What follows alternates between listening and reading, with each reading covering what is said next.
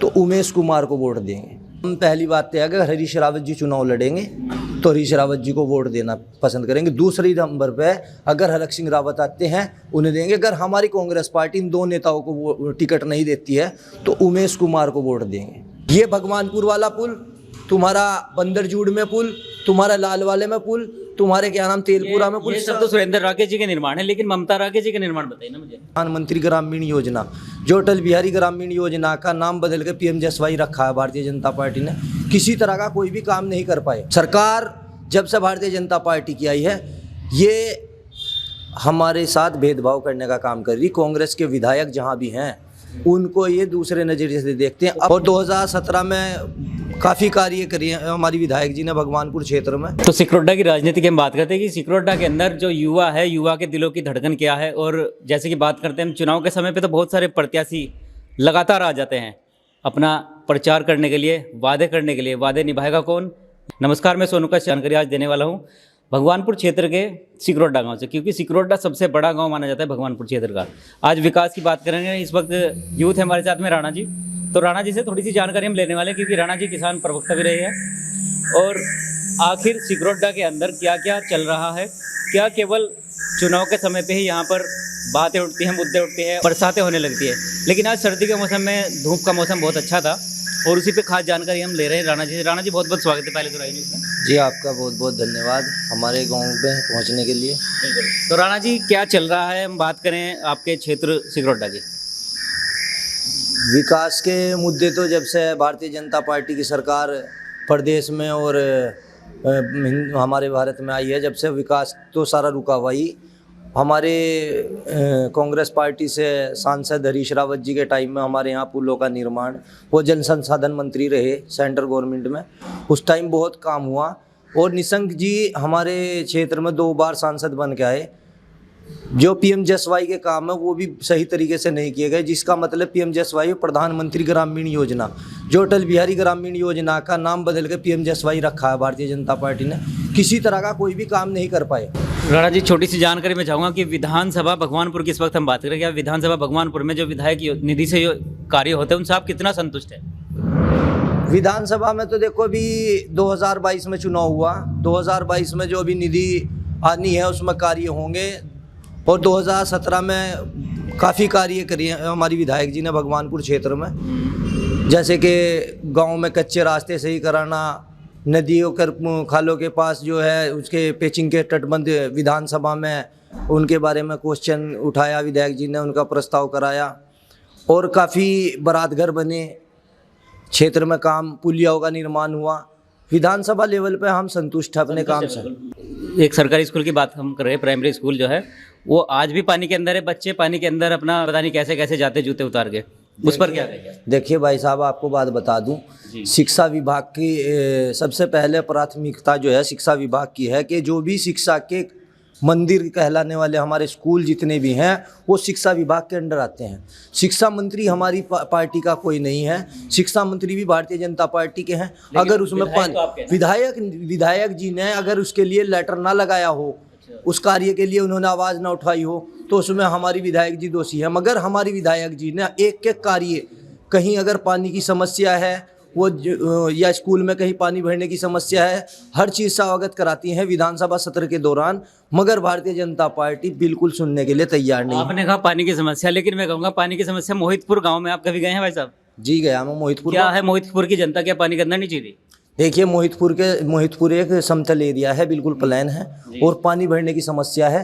नाले का जो निर्माण होना था, नालों के प्रस्ताव जो है हमने जिला योजना में भी और हमने क्या नाम PWD वालों को भी, उन्हें सबको लेटर दे रखे। सरकार का कहना है हमारे पास बजट नहीं है, विधायक निधि में हमारे पास 4 करोड़ रुपए आ रहे, उसमें हम इतना कार्य कर सकते हैं कि अपनी गांव में सीसी बनवाने का काम हम जरूर कर रहे हैं। उससे सरकार जब से भारतीय जनता पार्टी की आई है ये हमारे साथ भेदभाव करने का काम कर रही। कांग्रेस के विधायक जहाँ भी हैं उनको ये दूसरे नजरिए से देखते हैं। अपने विधायक उनकी योजना काट दी गई है, आप ये कहना चाह रहे हैं? मतलब बिल्कुल हमें निधि पे डिपेंड है। हम 5 साल पिछले हमारी विधायक जी ने निधि के ऊपर रखे हमें, और अब की बार फिर यही देखने को मिल रहा।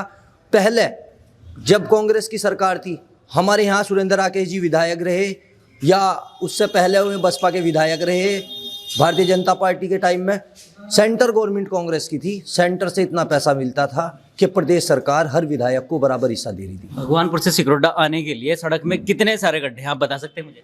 काफी गड्ढे जी, ये तो ये गड्ढे बंद क्यों नहीं है भाई साहब? इन गड्ढों का जवाब आप जो है ना हमारे सांसद जी से लो, निशंक जी से, जिनके अंडर में ये सड़क आती है PMGSY जो है, ये प्रधानमंत्री ग्रामीण योजना का रोड है, इसका जेई जिले पे भी नहीं बैठता। लेकिन मेरा सवाल ये है कि क्या निशंक जी आपके गांव में आएंगे? या विधायक जो आपकी है ममता राकेश जी है, वही तो यहाँ का प्रस्ताव पास करेंगे ना कि यहाँ पे सड़कें बने या ना बने? आप जो है सूचना के अधिकार में मांग सकते हो। हमने कितने लेटर मुख्यमंत्री जी को, कितने मुख्य सचिव को, PWD विभाग को, PMGSY को, जिला योजना वालों को, कोई विभाग छूता नहीं रहा जिसमें ममता राकेश जी ने लेटर नहीं दिया। ये निशंक जी का काम था। वो हमारे सांसद हैं, 5 साल हो गए, और पिछले 5 साल में हमने 5 साल में चुनाव के टाइम उन्हें देखे थे। उसके बाद सिकरोडा कोई दौरा नहीं करा। उत्तराखंड का सबसे बड़ा गांव माना जाता है सिकरोडा, वो यहाँ तक नहीं पहुँचे। अगर वो लोकसभा के चुनाव में आते हैं अब की बार, तो जनता उन्हें बता देगी कि वो उनके कार्यों से कितने खुश हैं लोग। अगर त्रिवेंद्र रावत को खड़ा किया जाए उनके खिलाफ में, या उनको टिकट दिया जाए भाजपा के, क्या उसके सपोर्ट में है आप? नहीं भाई, हम पहली बात तो है अगर हरीश रावत जी चुनाव लड़ेंगे तो हरीश रावत जी को वोट देना पसंद करेंगे। दूसरी नंबर पे अगर हरक सिंह रावत आते हैं उन्हें देंगे। अगर हमारी कांग्रेस पार्टी इन 2 नेताओं को वो टिकट नहीं देती है तो उमेश कुमार को वोट देंगे, बिल्कुल। तो यानी आपके क्षेत्र सिकरोडा में भी उमेश कुमार की चमक देखने को मिल रही है। लेकिन सवाल हमारा भी खत्म नहीं हुआ, क्योंकि सवाल फिर से हम दोबारा दोहराएंगे कि भगवानपुर से सिकरोडा आने में कितने सारे गड्ढे हैं। मैं उस पर संतुष्ट नहीं हूँ अभी तक, क्योंकि अभी कुछ एक वीडियो वायरल हो रहा था, हमने देखा फेसबुक पर, कि महिलाएं बस से उतरकर बोल रही कि हमारे क्षेत्र में विकास नहीं है, हमारे क्षेत्र में गाड़ियाँ सड़कों पर टूट रही है, गाड़ियाँ गिर रही हैं। और अभी तो बारिश हुई नहीं खैर, लेकिन जैसे ही बारिश हो जाएगी, बारिश के बाद का जो मंजर है वो भी हम आपको दिखाएंगे। बारिश होते ही सड़कों पर पानी होगा। देखिए, आपको बात बता दूं मैं, भगवानपुर से ममता राकेश विधायक हैं और ये विधानसभा भगवानपुर में पड़ता है रोड। इसलिए आप लोग कह रहे हैं कि ये गड्ढों का मामला जो है, मैं बार बार कहूँगा कि निशंक जी का मामला है। आप यहाँ भगवानपुर से ममता राकेश विधायक कितनी बार की? 3 बार की विधायक है। 3 बार, यानी 15 साल। क्लियर है ना? 15 साल में सड़कों का विकास नहीं हुआ, सड़कें नहीं बनी। केवल हम बात करेंगे कि माननीय जो सुरेंद्र राकेश जी थे, सुरेंद्र राकेश जी के क्षेत्र जो कार्यकाल उनका रहा, उसमें बहुत सारे निर्माण हुए। हम कहेंगे जंगल को उन्होंने स्वर्ग भी बनाया है, ये भी बात कही जा सकती है। लेकिन उसके बाद में केवल उन्हीं के नाम पर चुनाव लड़ा जा रहा है।